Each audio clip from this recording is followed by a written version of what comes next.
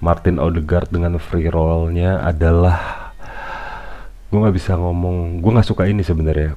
Ini apakah tanda-tanda Pep Guardiola sudah menjadi seperti Erik ten Hag?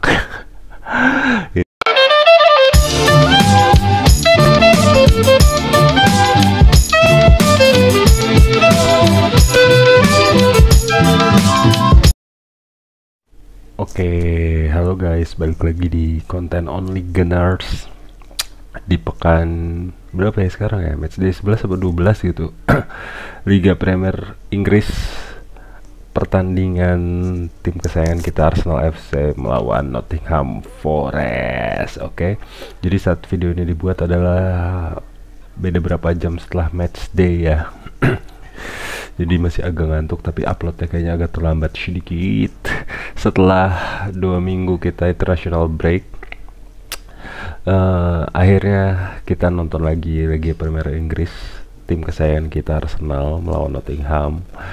Dan bagi teman-teman yang nonton tadi malam udah pada tahu pasti hasilnya 3-0 untuk kemenangan The Gunners. Dan ini adalah proses yang cukup panjang ya bagi kita Gunners, hampir sebulan gak menang di matchday-nya Arsenal. Kemenangan pertama setelah 4 hasil buruk di Liga dan di Liga Champions juga kemarin. Ditambah ketika hasil ini beriringan dengan bersanding dengan kemenangan Indonesia di pekan yang sama melawan timnas Arab Saudi 2-0. Jadi saat bikin video ini suasana hati gue sangat gembira sekali. Arsenal menang, Indonesia menang. Lalu Manchester City mampus ya, dia kalah 5 pertandingan terakhir ya secara beruntun. Ini apakah tanda-tanda Pep Guardiola sudah menjadi seperti Erik ten Hag? Ini adalah karma bagi Erling Haaland yang habis ngelawan Arsenal. Dia ngomong stay humble ke Arteta, padahal si Arteta nggak ngapa-ngapain. Ya sekarang terimalah kenyataannya kalau tim Anda tadi malam dibabat oleh tim ayam London ya, 4-0 di kandang sendiri. Dan kemudian ini adalah, gue sebenarnya males ngebahas City lawan Tottenham, dua-duanya gue males gitu. Tapi ini juga salah satu bukti ketika matchday-nya Manchester City tanpa Rodri itu susah menang bos, hampir sulit menang. Dan bahkan semenjak cederanya Rodri, City nggak pernah menang malah. Sedih banget kan. Jadi ya udah, mampus, terima nasib saja kau Manchester City. Jadi oke, jadi langsung kita bahas bagaimana jalannya pertandingan antara Arsenal lawan Nottingham Forest. Di sini, di pertandingan ini adalah salah satu pertandingan yang sangat gue nantikan juga, selain karena kangen international break ya nonton Arsenal. Lalu kemudian ternyata setelah kekhawatiran karena pemain-pemain Arsenal banyak yang nggak dipanggil di international break atau nggak ikut international break, kayak Saka, Declan. Gue kira bakal cedera atau gimana, ternyata mungkin masih pemulihan atau emang sebelumnya ada cedera minor, lalu baru bisa main lagi ketika di match Arsenal yang sekarang. Dan Mikel Arteta akhirnya menurunkan formasi yang out of the box, tidak seperti biasanya. Entah faktornya apa ya, mungkin kelelahan atau masih recovery atau segala macem. Tapi ini formasi yang cukup interesting buat gue sebagai Gunners, mungkin teman-teman juga. Arsenal di belakang masih dengan formasi yang sama, masih pakai David Raya, tapi kalau di belakang David Raya kipernya, di tengah adalah William Saliba sama Gabriel Magalhaes, di kanan Jurriën Timber yang biasanya diplot di kiri. Lalu Ricardo Calafiori is back, dia udah kembali masuk. Di tengah ini yang sangat menarik, di tengah Mikel Arteta memainkan 3 gelandang, Jorginho, Mikel Merino sama Martin Odegaard. Lalu di depan ujung tombaknya Gabriel Jesus. Itu yang gue agak heran sih sebenarnya, kenapa nggak mainin Kai Havertz gitu. Di kanan Bukayo Saka main, ternyata dia udah pulih dari cedera terakhirnya itu ketika kalah ya lawan Inter ya. Terus kemudian di kiri Leandro Trossard, Gabriel Martinelli tidak dimainkan. Ini termasuk formasi yang cukup unik menurut gue, karena di matchday sebelumnya ketika Arsenal kalah dan susah menang di 4 pertandingan terakhir itu, gue sebenarnya udah sempet ngomong kalau Arsenal tuh butuh refresh gitu di tengah. Dan gue tuh memang pengen Jorginho main. Nah kebetulan di pertandingan ini Jorginho main dan gue seneng banget melihat dia back to the field lagi. Permainannya Jorginho bener-bener ngasih refresh yang bagus ya, setelah sebelumnya bergantung sama gaya mainnya Declan Rice dan Thomas Partey sebagai pivot di lini tengah situ.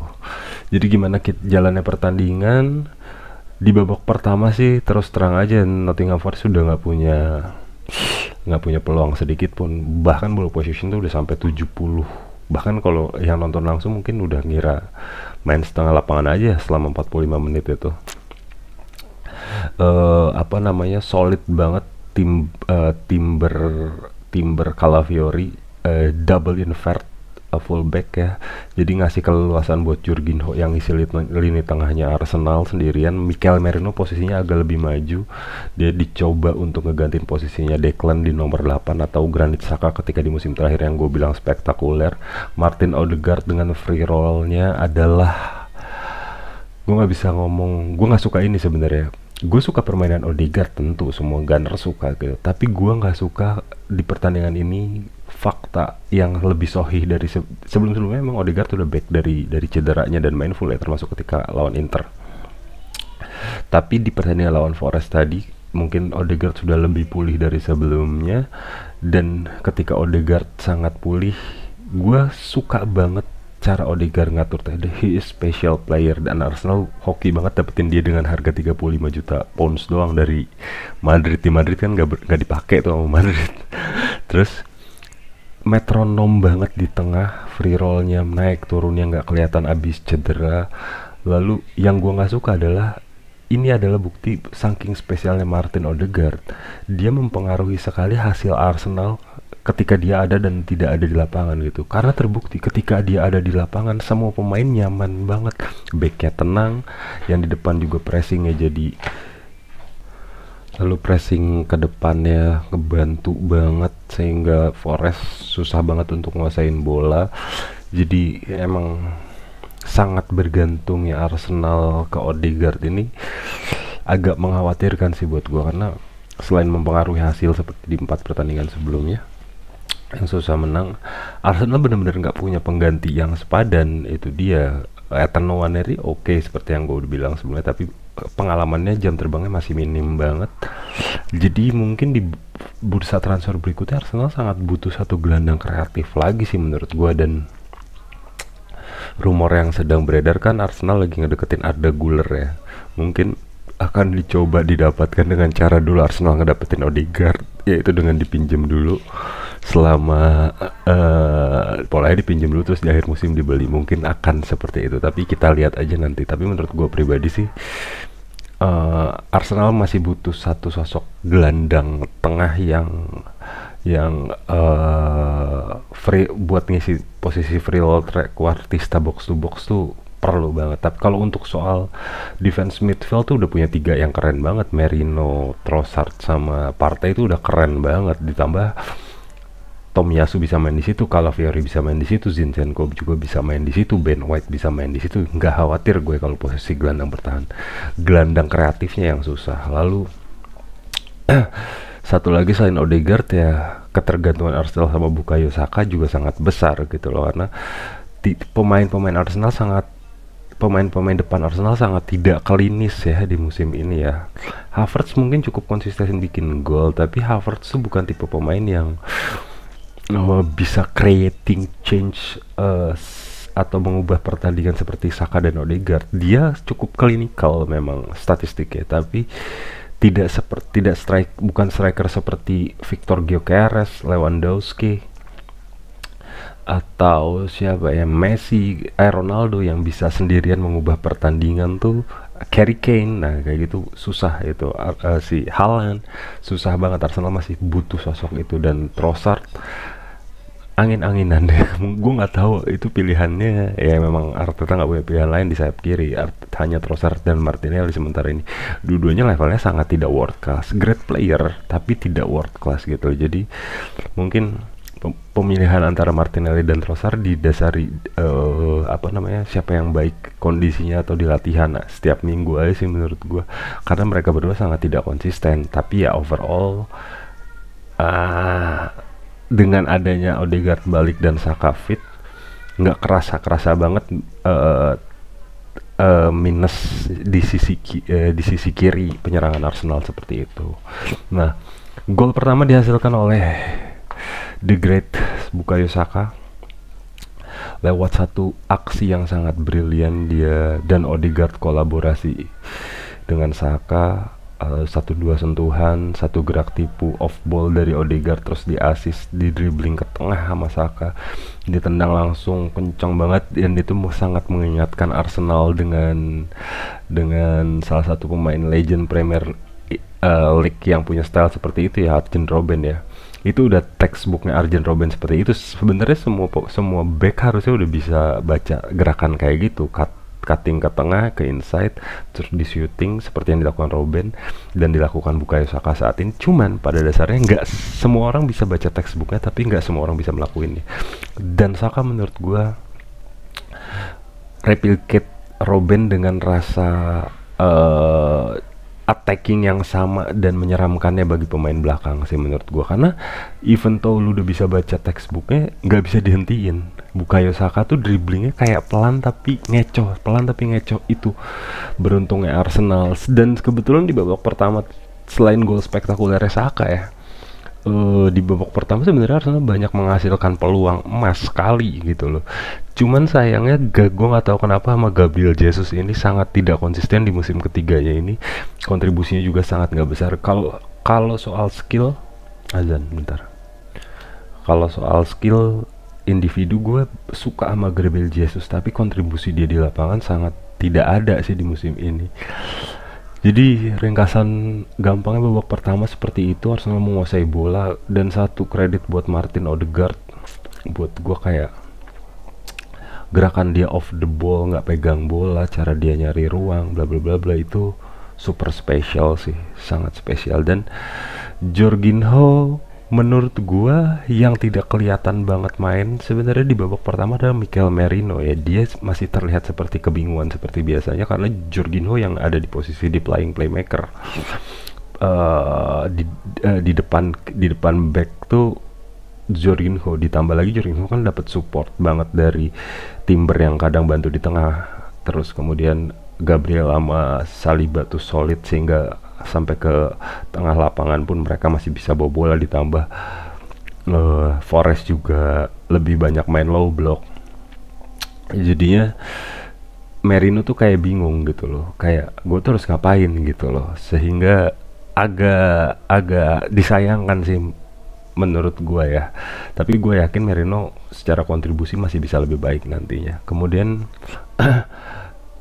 gue senang sama White-nya pemain-pemain, betapa banyaknya kedalaman squad Arsenal di posisi defender tuh gue sangat suka banget. Calafiori memang tidak sebagus Zinchenko dalam invert fullback, dia tuh lebih mirip Ben White sebenarnya Calafiori, tapi solid di sisi kiri. Jadi Arsenal tuh punya dua tipe pemain yang bisa main fullback tapi invert fullbacknya juga bagus, Timber dan Zinchenko. Lalu dua pemain yang bisa main fullback full ke depan tapi ya coveringnya juga bagus seperti Calafiori dan Ben White. Jadi untuk posisi fullback di Arsenal tuh gue sangat-sangat tidak takut. Yang gue takutin tuh justru posisi central back kalau cedera Saliba atau Gabriel sebenarnya, kayak gitu. Lalu di babak kedua Arsenal melakukan pergantian pemain. Thomas Partey masuk menggantikan Jorginho. Terus terang gue heran kenapa Jorginho yang diganti. Gue pikir bakal Merino yang diganti, tapi Jorginho mungkin karena Jorginho juga kena kartu kuning di babak ke-1, mungkin khawatir ke sana kali ya. Thomas Partey diganti, dinamika serangan Arsenal jadi berubah drastis. Partey lebih banyak move ke depan. Kemudian terbukti akhirnya di gol kedua Arsenal dicetak oleh Thomas Partey lewat tendangan flashing, umpan tarik dari Bukayo Saka. Kontribusi Saka gila sih, tendangan dari luar kotak penalti dan langsung gol ke dalam. Itu sungguh luar biasa. Di babak kedua gue gak bisa ngomong taktikal yang lebih jauh lagi, karena mostly yang terjadi hampir sama persis kayak di babak pertama. Nottingham Forest benar-benar kayak nggak punya kesempatan untuk nyerang balik malah. Kemudian Arsenal akhirnya melakukan pergantian pemain lagi, mata-mata dari kiri ke tengah doang untuk ngebantu posisi pivoting, tapi dia benar-benar bisa kemana-mana. Dan Zinchenko tadi malam, wah brilian banget sih menurut gua. Meskipun mungkin dia nggak ngasih assist, nggak ngasih gimana-gimana, tapi jadi bantu Partey dan Merino untuk kuasain lini tengah. Jadi kayak cheating code menurut gua. Ditambah Timber ya kan. Ditambah Timber juga kayak wah gokil parah Timber tadi malam. Lalu kemudian setelah itu pertandingan berjalan, gue malah bilang biasa aja. Sebenarnya gue nggak bisa bilang biasa aja karena ya Arsenal bermain sangat sempurna itu aja, jadi terlihat biasa aja, yang nonton tuh kayak happy tapi biasa aja gitu. Terus mungkin untuk mengistirahatkan, Arteta melakukan double change. Saka sama Odegaard dikasih istirahat, diganti, dimainkanlah Ethan Nwaneri dan Sterling. Dan ini yang gue tunggu-tunggu akhirnya terjadi, debut gol pertama Ethan Nwaneri. Hanya 10 menit setelah dia masuk ke lapangan, dia bikin gol lewat tendangan cantik, umpan tarik dari Raheem Sterling ya. Sebelumnya juga dia udah ada punya satu peluang bagus sih, dia dribbling lewatin satu pemain dengan brilian, tapi placingannya masih out. Tapi di percobaan kedua gol, oke, gimana gue ngomongnya soal gol ini, gue seneng banget sama Ethan Nwaneri membuktikan kapasitas dia meskipun masih tetap butuh banyak pengalaman. Tapi yang gue sebel tetap satu, Sterling meskipun dia ngasih assist, dia tuh bener-bener tracking backnya nggak ada, positioningnya terlalu out, dapat bola kebanyakan nggak jelasnya, mati terus, jadi nggak ada attach untuk ngasih kontribusi. Memang dia ngasih assist tadi malam, tapi itu posisi yang memang harusnya pemain anak SD juga harusnya bakal di assist dengan posisi dia kayak gitu, karena dia nggak punya pilihan lain bola itu gitu loh. Lalu kemudian gol, tapi oke, musim masih panjang dan perubahan mungkin terjadi, tapi sorry itu saya untuk Sterling buat gue sih udah nggak ada change lagi ya. Ini kayak dulu Arsenal beli Willian Borges dari Chelsea, digadang-gadang doang, dikasih kesempatan tapi kontribusinya nihil. Dan emang nggak, mungkin ini bukan karena skill juga, memang nggak cocok aja kayaknya dengan cara mainnya Arteta gitu loh. Dan Gabriel Jesus harus di load sih, ini musim terakhirnya menurut gue. Seperti yang gue bilang sebelumnya, Trossard, Jesus, Martinelli itu udah harus bisa berubah jadi world class dan kontributor yang lebih stagnan atau lebih konsisten gitu loh. Kalau enggak, Arsenal lebih baik jual mereka semua dan beli dua pemain yang memang lebih mumpuni sih, karena PR Arsenal di striker memang sangat besar musim ini. Sangat beruntung kolektivitas Arsenal ngejaga pertahanan, bikin Arsenal jadi tim yang susah dibobol gitu loh. Dan itu naikin persentase kemenangan juga dengan 1-2 peluang manis yang bisa dicetak gol oleh, yang bisa terjadi dari gol yang dicetak siapa saja, either corner segala macam bla bla bla bla. Tapi untuk konsistensi cetak gol dari satu orang pemain yang selama ini diidamkan Arsenal dulu punya Henry, punya Van Persie, sekarang nggak ada, dan itu sangat butuh sih menurut gue. Jadi kurang lebih begitu review match day Arsenal versus Nottingham Forest. Sampai jumpa di konten Only Gunners berikutnya. Bye bye.